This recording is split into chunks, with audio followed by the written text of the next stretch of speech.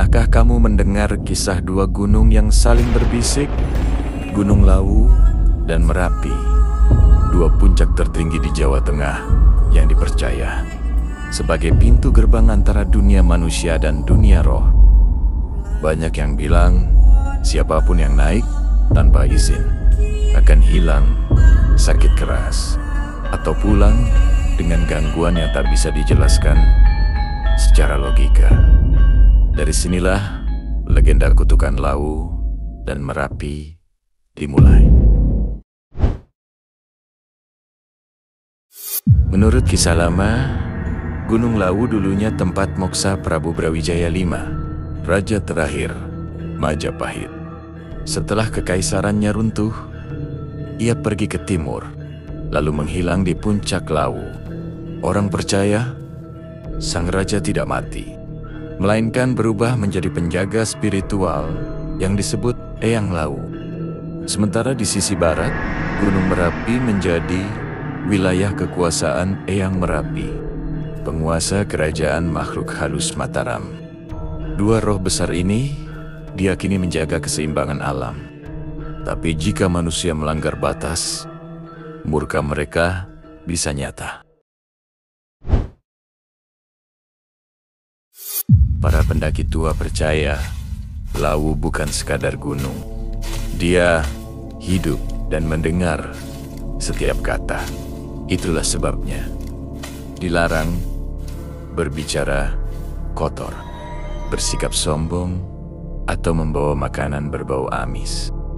Bahkan ada yang bilang, jangan pernah menantang alam di sana, karena Lawu memiliki caranya sendiri untuk mendidik orang yang melanggar.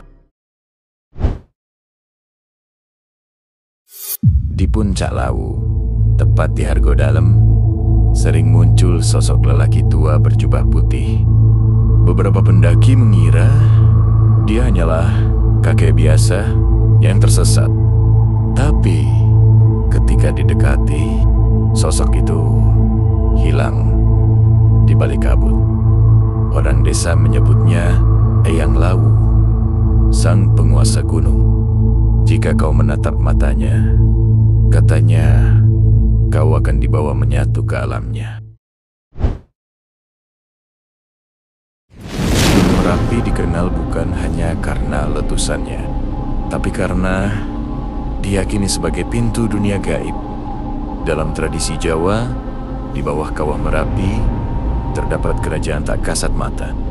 Saat gunung meletus, dipercaya bukan sekadar fenomena alam, tapi tanda perang antar makhluk halus sedang berlangsung.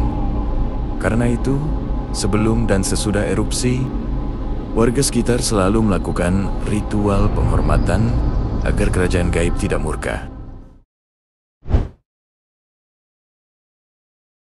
Banyak kisah nyata beredar. Seorang pendaki muda pernah naik sendirian tanpa izin, menertawakan pantangan yang disebut mitos.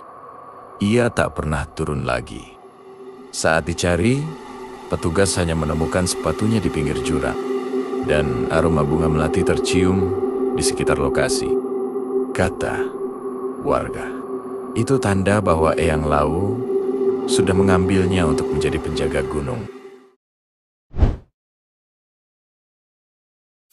Di kaki Lawu dan Merapi, masyarakat masih melakukan ritual sesajen di tempat-tempat tertentu. Sesajen itu bukan untuk menyembah, tapi bentuk penghormatan pada alam dan penjaganya. Kemenyan, bunga 7 rupa, dan nasi tumpeng diletakkan sambil membaca doa-doa Jawa kuno.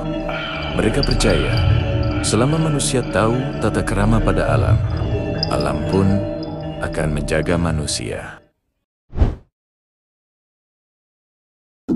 Banyak spiritualis percaya Lawu dan Merapi terhubung lewat jalur energi bumi. Keduanya saling menjaga keseimbangan alam. Jika salah satunya terbangun, gunung lainnya bisa ikut bergolak dalam dunia gaib. Keduanya seperti dua istana besar yang menjaga dua sisi dunia, terang dan gelap. Yuda, seorang pendaki berpengalaman, pernah melihat rombongan pendaki lain di tengah malam di jalur Lawu. Mereka berjalan diam, tanpa suara, dengan obor menyala. Namun ketika disapa, tak ada yang menoleh. Dan esok paginya, tidak ada catatan rombongan pendaki yang naik malam itu. Yuda tahu mereka bukan manusia.